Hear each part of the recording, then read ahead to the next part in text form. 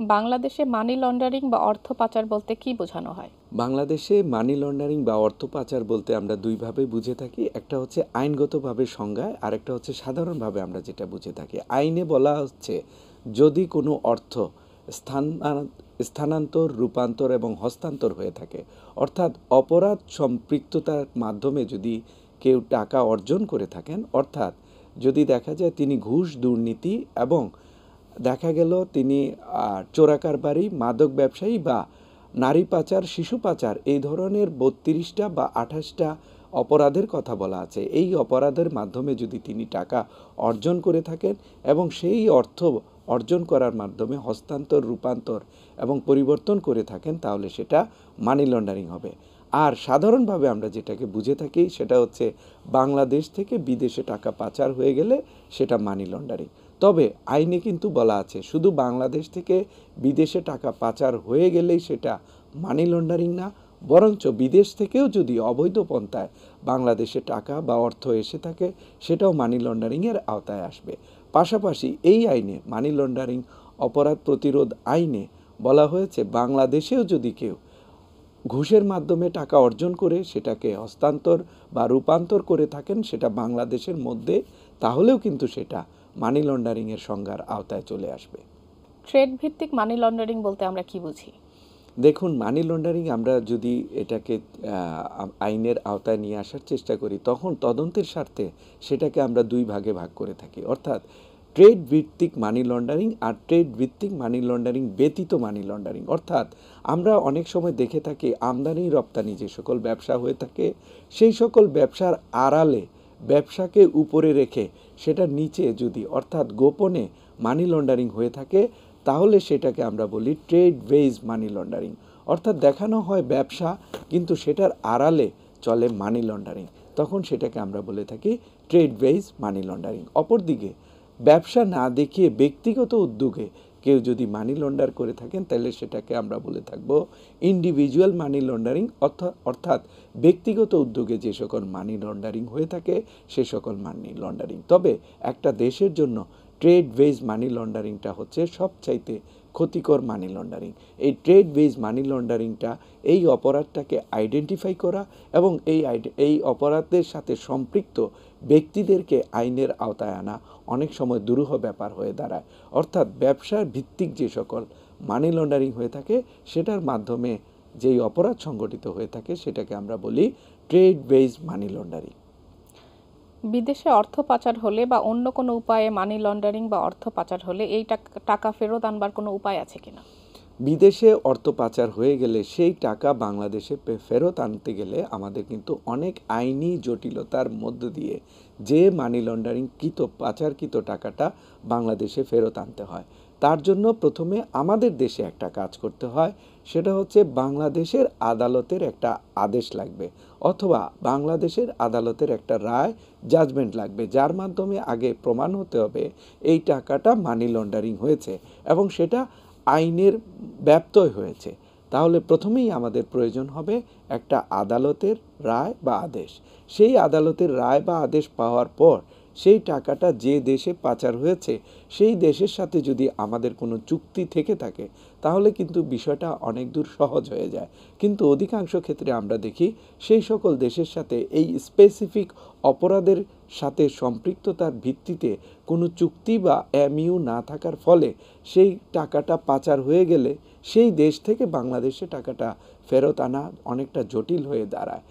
এছাড়া বাংলাদেশের সাথে আমরা দেখেছি যে বিদেশে যে সকল দেশের সাথে মানি লন্ডারিং হয়ে থাকে সেই দেশের যদি আমাদের নির্দিষ্ট কোনো চুক্তি না থাকে তাহলে জাতিসংঘে আমরা যেই দুর্নীতি প্রতিরোধের যে কনভেনশন রয়েছে সেখানে যদি আমরা সেটাকে স্বাক্ষর করেছি, সেই স্বাক্ষরের কারণে ওই দেশের সাথে কিন্তু আমরা প্রক্রিয়ার মাধ্যমে, আইনি প্রক্রিয়ার মাধ্যমে সেই টাকা ফেরত আনতে পারি। তবে এই টাকাটা ফেরত আনতে গেলে বর্তমান সময়ে আমাদের উচিত হবে প্রত্যেকটা দেশের সাথে, যে বিশেষ করে যে সকল দেশের সাথে এই মানি লন্ডারিং অপরাধগুলো বেশি সংগঠিত হয়ে থাকে তাদের সাথে আলাদাভাবে আমাদের চুক্তিতে যাওয়া উচিত, আমাদের ট্রিটি করা উচিত। তাহলে কিন্তু আমরা সেই দেশ থেকে খুব সহজে মানি লন্ডার হওয়া অর্থাৎ বাংলাদেশ থেকে পাচার হওয়া অর্থ খুব সহজে ফেরত আনতে পারবো। আর এই কাজটা যদি করা না যায় তাহলে পাচারকৃত অর্থ সহজে বাংলাদেশে ফেরত আনা সম্ভব হবে না। কোনো কোনো ক্ষেত্রে আমরা দেখেছি পাচারকৃত অর্থ ফেরত আনতে গিয়ে আইনি প্রক্রিয়া অবলম্বন করতে গিয়ে 2 থেকে 15 বছর সময় লেগে যেতে পারে এই টাকা ফেরত আনতে। আমাদের দেশের প্রচলিত মানি লন্ডারিং এবং অর্থ পাচার রোধে যথেষ্ট বলে আপনি মনে করেন কিনা? আমাদের দেশে মানি লন্ডারিং প্রতিরোধ আইন 2012 এই আইনটি বিদ্যমান রয়েছে।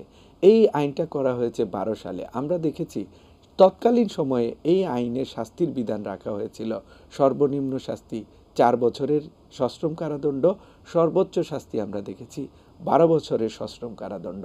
এই আইনটা বর্তমান সময়ের জন্য যথেষ্ট নয়, কারণ মানি লন্ডারিং অপরাধ এমন একটি অপরাধ যেই অপরাধের মাধ্যমে একজন ব্যক্তি ক্ষতিগ্রস্ত হন না।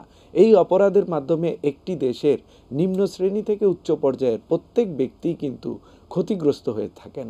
এমনকি একটা দেশের অর্থনীতি কলাপস করতে পারে এই মানি লন্ডারিং যদি বেশি হয়ে থাকে। শুধুমাত্র অর্থনীতি না, একটা দেশের উন্নয়নের প্রত্যেকটা সেক্টর ক্ষতিগ্রস্ত হতে পারে মানি লন্ডারিং অপরাধের কারণে। যার ফলে বর্তমানে এই আইনটাকে সংশোধনের মাধ্যমে সর্বোচ্চ শাস্তির বিধিবিধান রাখা উচিত। আদারওয়াইজ মানি লন্ডারিং এই অপরাধকে নিয়ন্ত্রণে আনা সম্ভব হবে না। ডিজিটাল পদ্ধতিতে কি নতুন প্রক্রিয়ায় মানি লন্ডারিং হচ্ছে কিনা, এবং এই পদ্ধতিতে যদি হয়ে থাকে মানি লন্ডারিং, এর জন্য কি আমরা প্রস্তুত কিনা?